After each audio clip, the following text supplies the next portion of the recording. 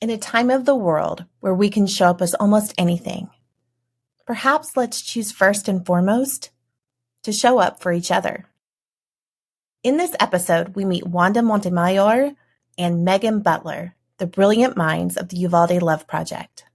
Join us as we discuss healing-centered engagement and the incredible ways that art can shift the status quo and provide supportive community care. Welcome to Wondercast, a community collaborative podcast supporting families navigating the complexities of chronic illness. Wondercast is brought to you by the generous sponsorship of Texas Oncology.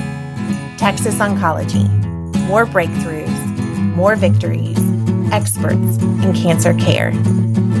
Today's episode explores the impact of community art therapy in promoting healing and connection. Wanda and Meagan are two of the most innovative and inspiring individuals I have ever had the privilege to visit with. Their passion for shifting the focus towards true community care, supporting strength and culture as a means to build resiliency, is sure to leave you ready to go create some healing art of your own. This is Wanda and Meagan. Hi, my name's Wanda Montemayor, and I use she, her pronouns. I just do like to share a little bit about myself and where I came from. I am a military brat, so I lived all over the United States.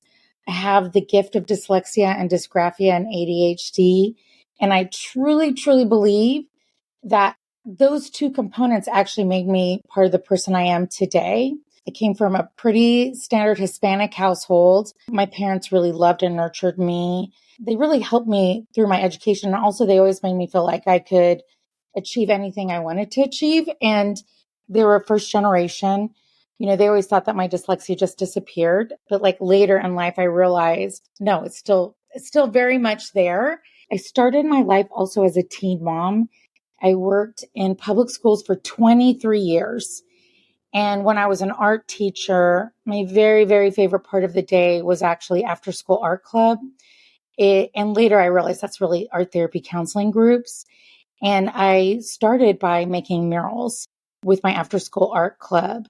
And I just noticed, how it changed the climate of the school. It not only beautified it, but the kids that participated in that after school art club really became being connected to the campus.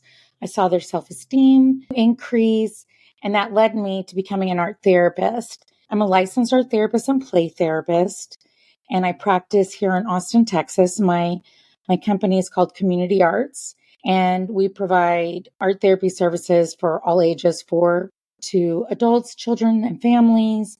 When I was an art teacher, then became school counselor and art therapist, I always did my after-school art club. And my thesis was Deep Eddy. So some of you have swam at Deep Eddy. And with that, research and understanding like, oh, okay, it's not just what I intuitively learned from being an art teacher and an after school art teacher. It was like watching the connectivity with the kids, which then brought me to my journey in Uvalde, which became the Uvalde Love Project, which we're still providing services. And some of the lessons that I learned through that is art heals, and not just art, but that connected group experience of people being together and connecting. Like that is some magic right there. The murals and the community art are just like the effects. It's really the coming together and making art together. That's really the magical part. So I'm Meagan Butler, a licensed professional counselor. And so I'm a therapist in town in Austin. Also, I work as an adjunct professor at the UT Austin School of Social Work. And I'm the Chief Care Model Officer for Lucero. It is a mental health support app for youth and families. And really, all of that work is all about changing the status quo of mental health care. That is my goal in life, is to change the mental health landscape for children and to do things differently. I started out as a 6th grade teacher teaching 8 miles from the border of Mexico, Texas-Mexico border. I ended up moving on from teaching, becoming a school counselor, and then eventually I supervised school counselors in Austin ISD as a central office administrator. did a lot of work on crisis teams and crisis plan development, a lot of work on program development, integrating applied neuroscience, and really just trying to think about things differently. There's a real history of the status quo, and it's not always helpful or developmentally appropriate.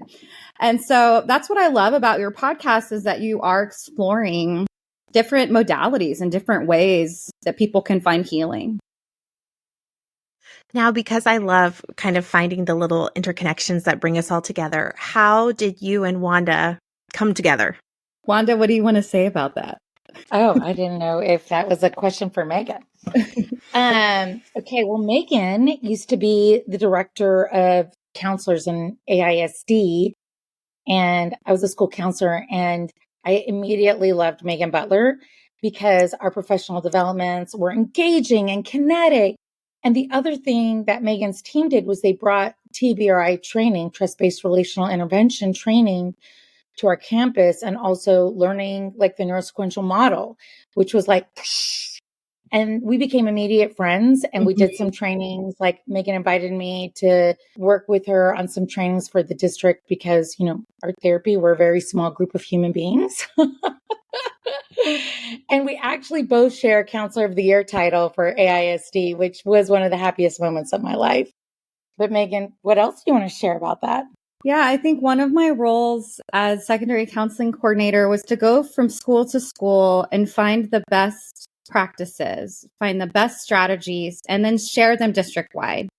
And so when you visited Wanda at her school, you know, in her counseling program, wellness counseling program, she has been innovating and delivering the highest quality of care of any counselor. It's why she won Austin IC Counselor of the Year. But I said, how can we get this to more people? More people need to be doing what Wanda's doing. So that's part of, you know, I've always admired Wanda and wanted her message to get to more people and her strategies to get to more people. She's truly an innovative, creative genius. And I mean that authentically. I really do. And the way she goes about things is different. And that's also part of what made us friends, is that we're both trying to break the status quo together.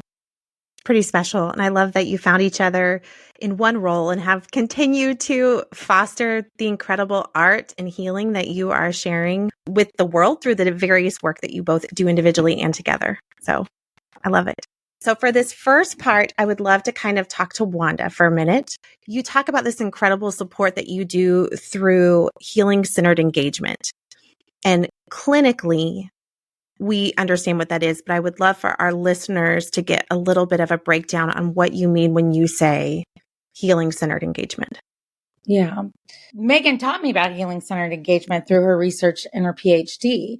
So I feel like nervous doing the explanation. You can tag team. You can tag team each other. Okay, good. We'll tag team. Healing-centered engagement through art therapy and community work for me is really looking at people who've gone through hard experiences need a different approach. And that's also what I learned with TBRI, trust-based relational intervention, is that it's bottom-up care. Healing-centered engagement takes that clinical term away. Like, people don't want to be like, I'm traumatized, right? So instead of saying trauma-informed, healing-centered engagement, first of all, looks at people who've gone through hard experiences and looks at their strengths. And that's what I love. It's like no longer pathologizing, like, you're traumatized. It's more like, okay, a hard thing happened, right? That doesn't define you. Now let's come together and look at the strengths that we all share. And as a clinician, like, I'm not going in telling you what you need. Yes, I have a specific tool set that I'm going to share, but you guys have a million tools too that we can come together and use. And that's what I love about it.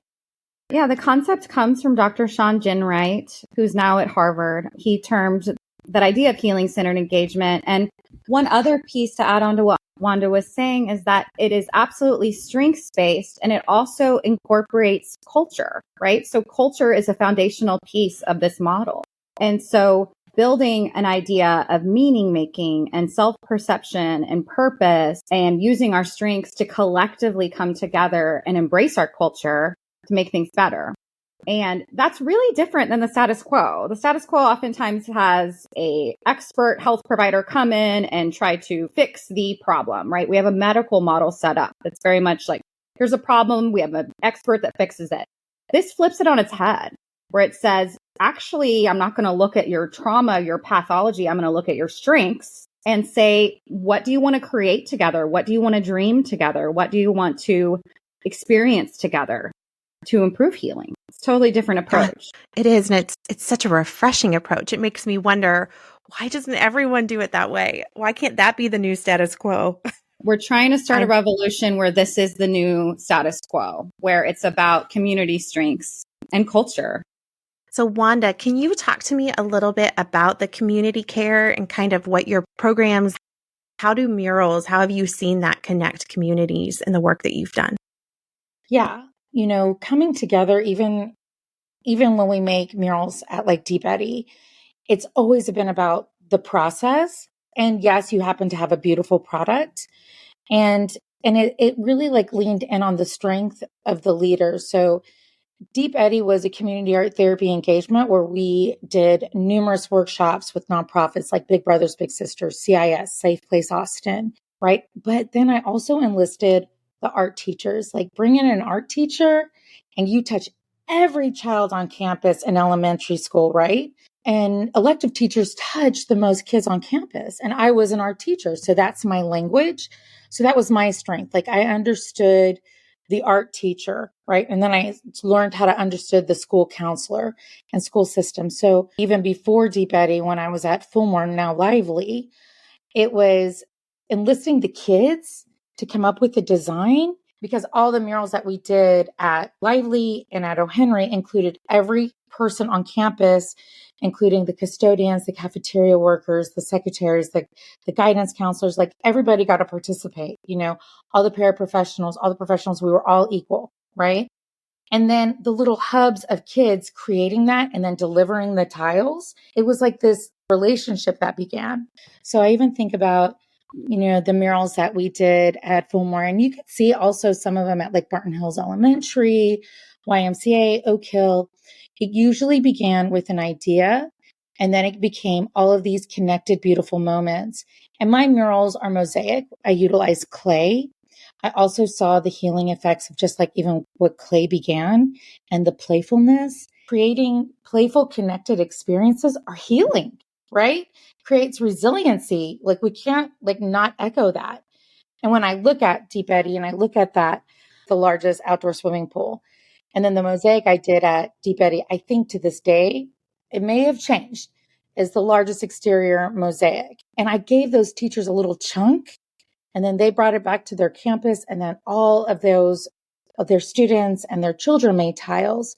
To this day, I still get stopped at Central Market or wherever I am. And they're like, you were my art teacher. The first question I asked them, like, did you make a tile with me? And almost universally, they're like, yes.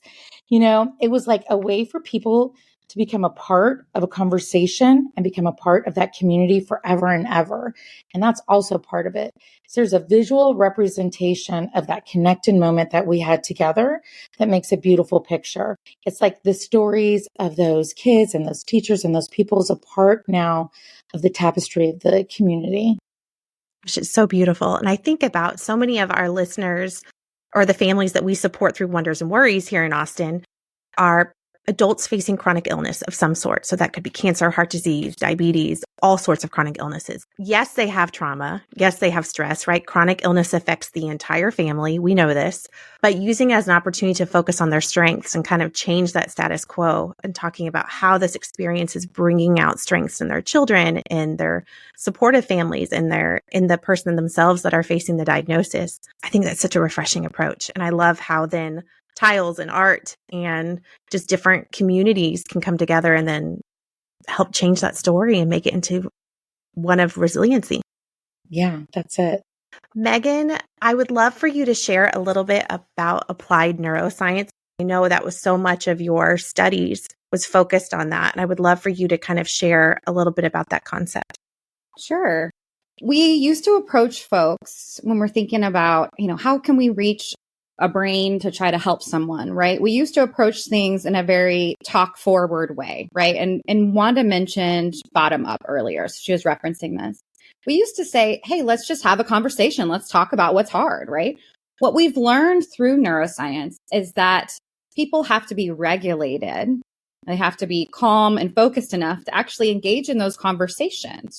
And so their prefrontal cortex, that's that learning, thinking, logic part of the brain, is not always fully operating at the right level. And so we've got to be regulated before we can start to have those conversations.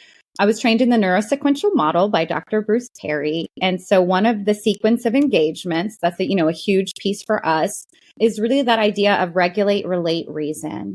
And so if you're trying to reach a child and trying to, have a conversation that's reflective or about healing or about strategy building, you have to go in the right order. You cannot start with talking first. You've got to be regulated. Then you relate and you feel connected and seen and heard. And then you can actually start those problem solving learning conversations. So the regulations is so important for kids. And we found time and time again, people show up in a trauma situation, crisis situation, and they want to jump straight to the talking.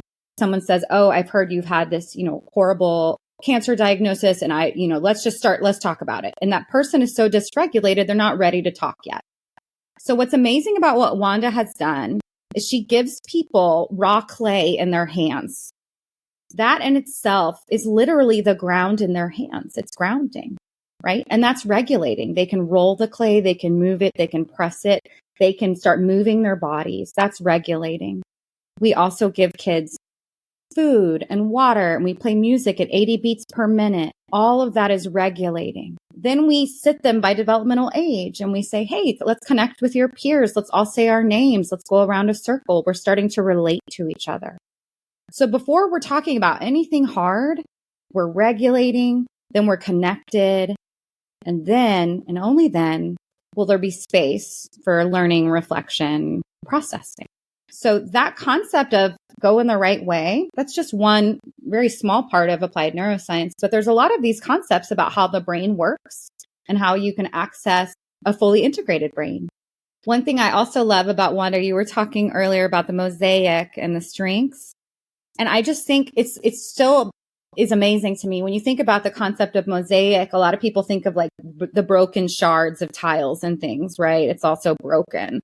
But the idea is like, that is not brokenness. You can all come together and create this beautiful picture. That's the relationship between those people as well. Like the tiles relate to each other. There's regulation in making them, and there's a relationship in creating them. As you're working with these families with making these tiles, or the teachers that are doing it and then bring them back to you, do they ever share with you that there were some kids or even adults that just kind of perseverated on that? That's not how I want it to look, or I can't get it right, or it's not the right shape. How did you approach that with them for our parents that might be listening at home thinking, I would love to do some sort of connected activity with my community, but my child is very focused on it being perfect, those performers. How did you address that with them? So perfectionism is its own little nugget, right? Usually perfectionism is a manifestation of anxiety, and clay actually is perfectly imperfect. One of the messages that we always bring is come exactly how you are. Like you're perfect the way you are right now.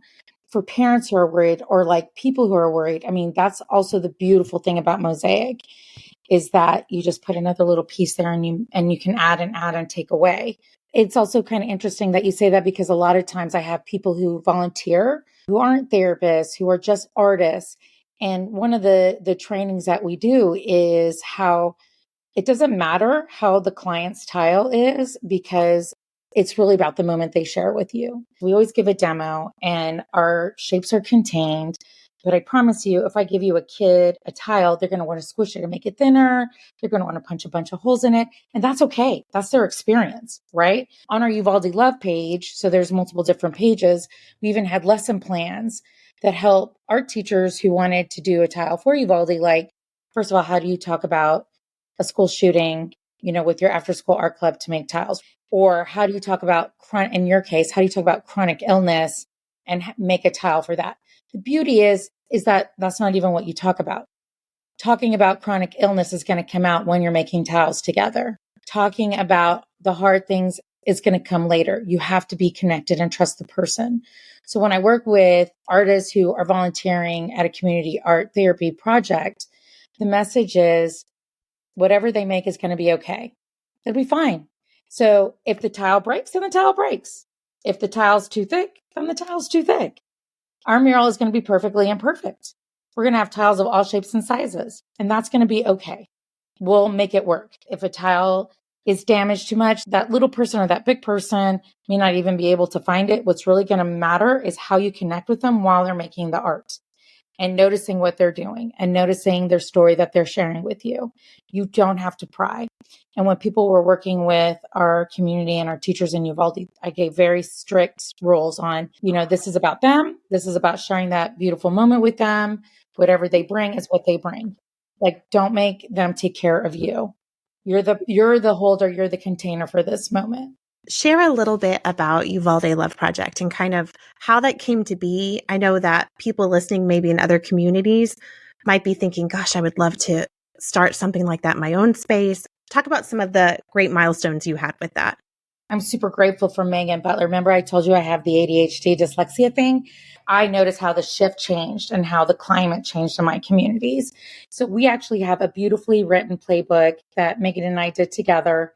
And it really outlines all the steps on it. If you're like, I would like to make a healing-centered engagement project with my community, we have that template for you on the Uvalde Love page. It's uvaldelove.com. But let me tell you a little bit about that project in particular. After the tragedy happened almost 2 years ago, May 23rd, where 21 people lost their lives to a school shooting.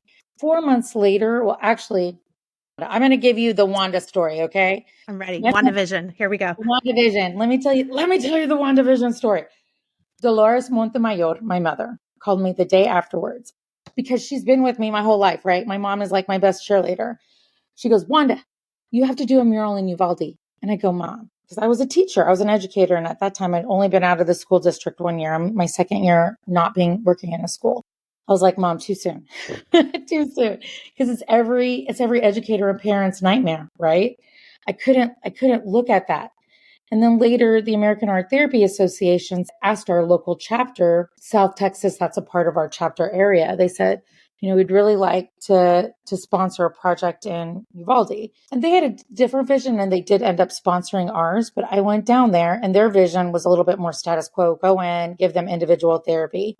But my vision was, first of all, and me and Meagan could talk about this, is like, what do they need? Let's us not assume what they need. Yes, my gift is doing community art therapy and running group counseling, but let's just see what Uvalde needs, right? So it was about 3 months later. So a lot of resources had already been flooded in.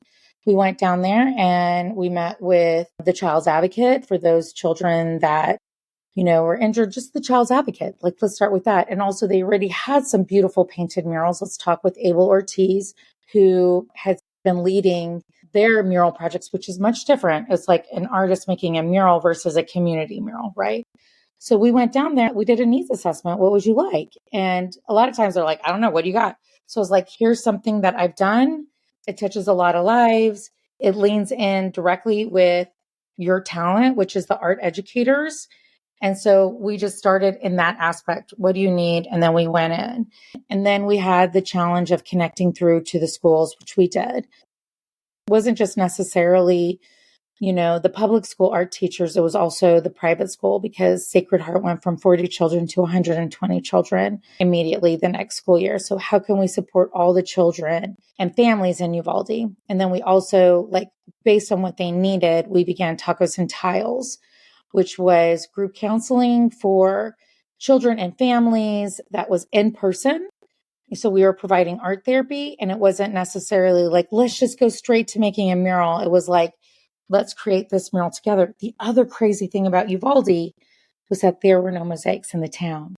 The picture of Uvalde is 15,000 people. It's a small urban town near the border of Texas, right? That used to be a segregated community, which I also learned all of these things. We actually did our mural in a classically segregated park called the Garden of Heroes, but all the locals call it the Mexican park, which was really hard for me, but that's how everybody calls it because it was a segregated park where children played. It was next to a field. That began our journey. What resistance did you run into in the community with that at all? Was there resistance? Well, I think the biggest resistance out the door was we were a stranger. And so that led us to meeting Sister Dolores. So me and Sister Dolores, we talked on the phone and like we won each other's hearts, right? Because she believed in play for the children. You have to play. You play in art is how you talk to children. Play is children's first language, and children make art before they write. That is their initial form. And you just have to trust the child and knowing what they need. And so we talked and we fell in love with each other. And it was like the Sister Dolores and my mother. It was like they were listening to each other. She vetted us. And we also understood that the community, a big wall against certain things, of course, media, there was a lot of trauma associated with the media. And so we went in incredibly transparent, like, here's what we can offer. And also we brought tacos, we brought fun, we brought play, we let the children instigate their language and the conversations while we brought specific art therapy interventions that led to that kind of dialogue. We also brought in bilingual therapists that were working with the parents. And then we moved into making tiles. So the schools were making tiles, we were running workshops. Also in different events, different community events, not just with the teachers. And then it all came together. And it was beautiful seeing everyone collaborate. So we saw the parents painting and glazing the children's tiles. We saw the children making their tiles, right? It was like collaborative all along the way. And Meagan, were you there the whole time for that project as well? Yeah, Wanda invited me to be on the team from the beginning. So, from the initial needs assessment to developing the project plan to I was one of the therapists in a lot of those sessions. We had 8 therapists who all had experience in working with children and families. Honestly, it was the most impactful work I've ever done in my entire life because I saw the status quo change in our model and I saw the effects of it, right? We had a lot of folks that were really hesitant to go to therapy. They were really just cautious. One key thing I really came away with was that building trust takes a lot of time, right? So much of the status quo wants to go fast, like come in and fix the problem. And really with so many of these issues, it's going to be year after year. This is a long-term process. And so building that trust and taking the time that we invested in a whole year in just the first part of the mural making, and the services are still being offered. But that first mural, that was a whole year of work of multiple sessions, dozens and dozens and dozens of sessions with the same people showing up each time. So they got to know us. That's so important. It's not a one and done thing where, oh, we did it. Okay, it's done. It's like, no, we're going to keep showing up throughout the year, throughout the holidays, right? We're there at Christmas with the posadas. We're there at Valentine's Day. We're there at Mother's Day. Like we kept showing up. And so that people got to know us. It was about 1.5 years later that one of the teachers said, I trust you now. It took 1.5 years, right? That's a big honor for a teacher to tell me that. But that's the amount of time it takes. So we move at the speed of trust, and that takes a long time. I just have so many thoughts running through my head right now. Most of it is just, I'm in awe of, one, the community's resiliency, right? To take something that's still so raw and so fresh and be able to once again put that trust in strangers, which is what you started as. And then to see it grow into this incredible community project that's still continuing to give new life to this community in different ways.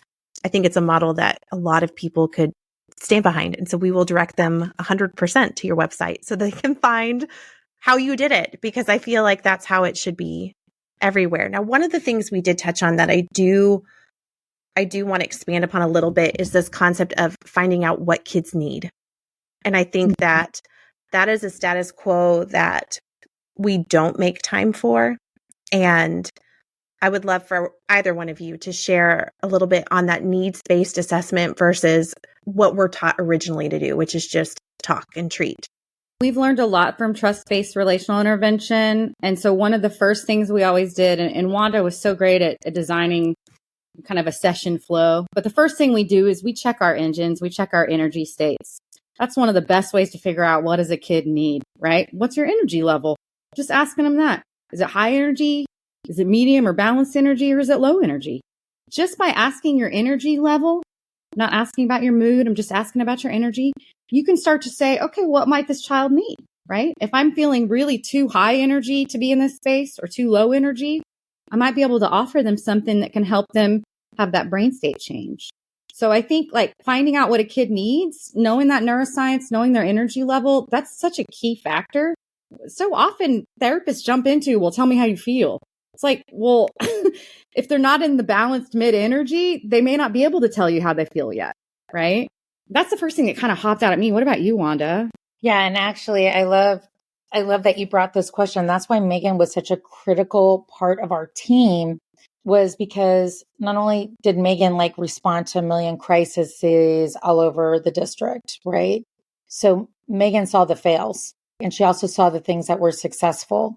And so by asking like, how do we figure out like how or what kids need? I think it goes back to they need positive, loving relationships, like over and over. And until that need is met.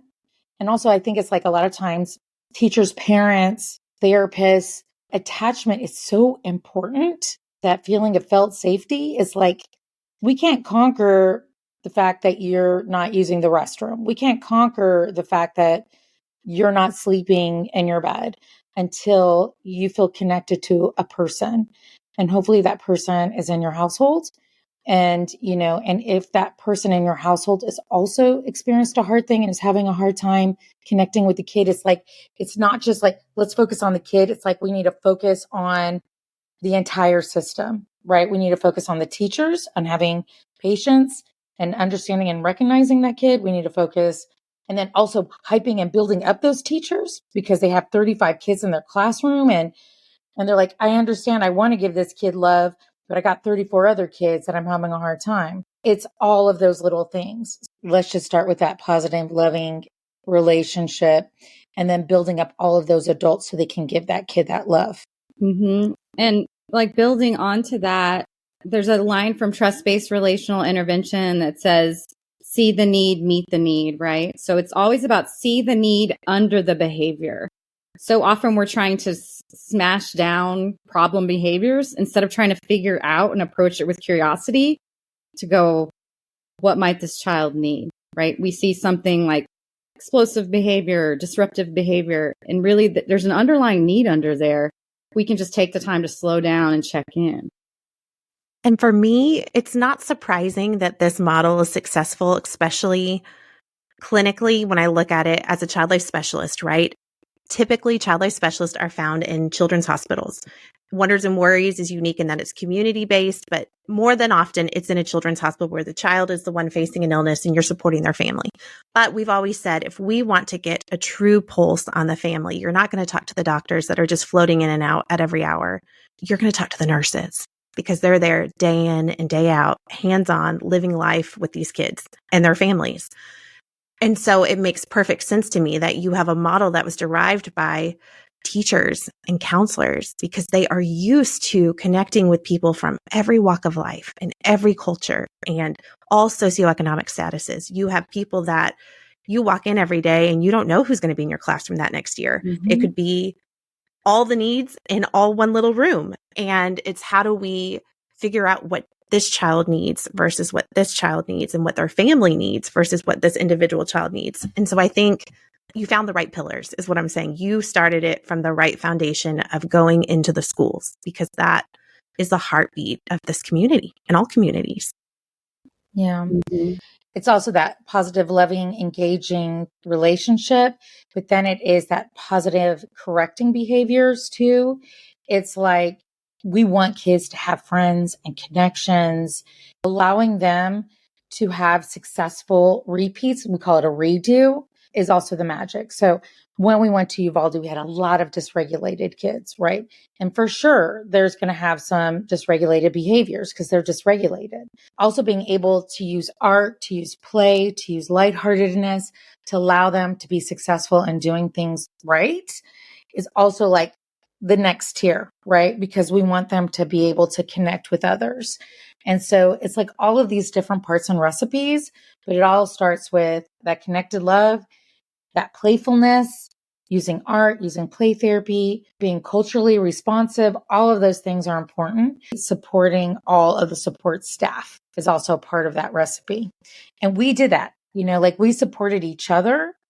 And I think that was also a super duper important aspect of the Uvalde Love Project, was making sure none of us got compassion fatigue and making sure that we took care of each other while supporting everyone else. I have so many amazing memories, but I think one of the more magical memories was when we did it's almost like a ropes course. I brought the Uvalde art teachers to Austin so that we can assemble their 300 square foot mosaic mural that was made of all of their tiles. We used close to 1,200 pounds of clay, and we fired our kiln 62 times. So we had thousands and thousands of tiles. And I mean, this truly was a Uvalde project made and done by the people of Uvalde. And so I had the teachers and we were in the studio, and it was like this most magical moment when we glued down more, but it was more of a symbol where we glued down the last tile and we played "We Are the Champions," and everybody broke out in tears.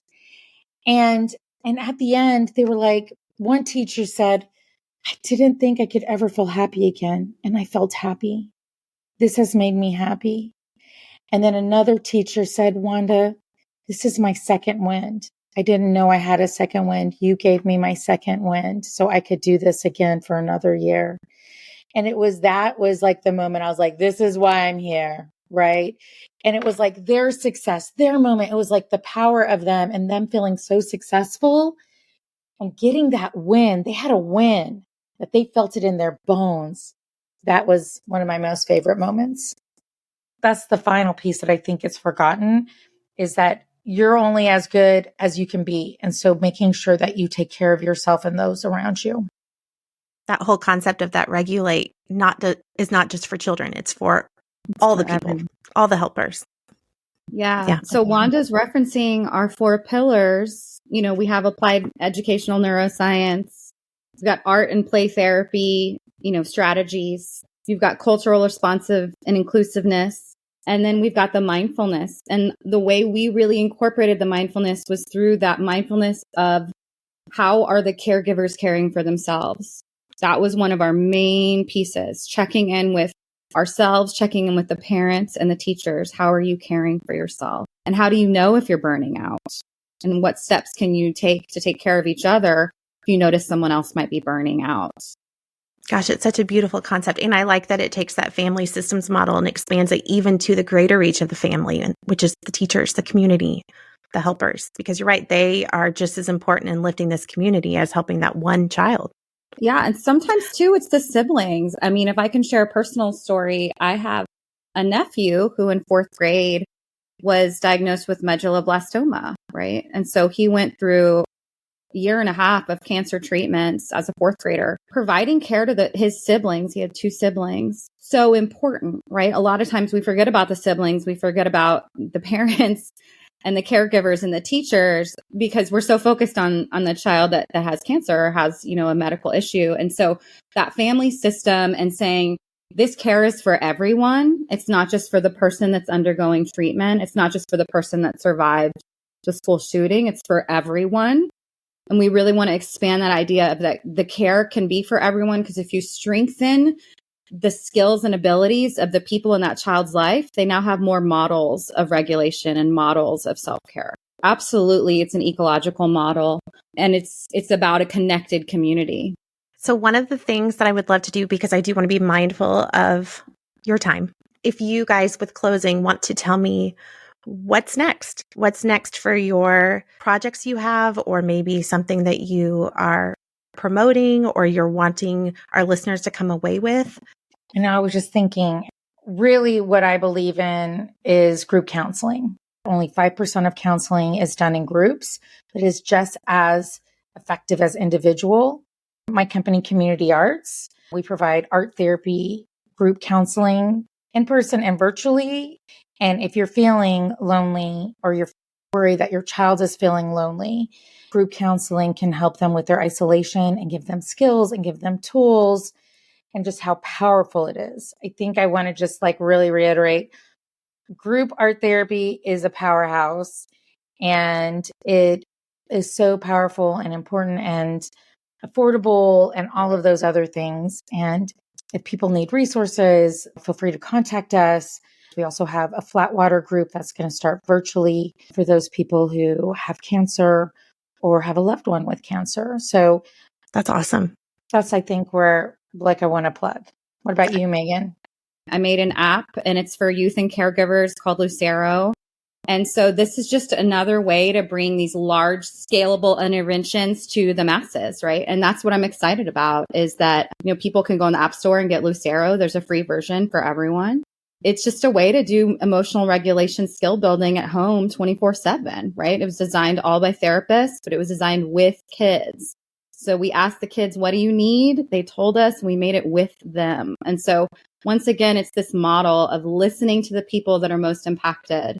One of my goals is to lift up Wanda's message. Honestly, that's one of my goals, is to help lift up Wanda's message, which is, community healing matters, group art therapy matters, because I've seen it be so effective and because it's just not enough people are doing it. Honestly, that's one of my goals. And so, when I'm a professor at UT Austin, I'm constantly bringing these ideas to the social work students. I'm also bringing it to my group therapy practice that I'm at, just letting people know collective trauma requires collective healing, right?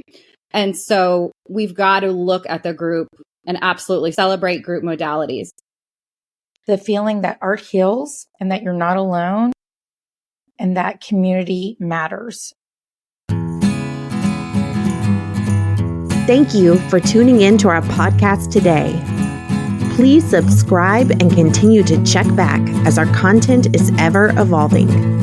For questions or specific content-related requests, please send an email to podcast@wondersandworries.org.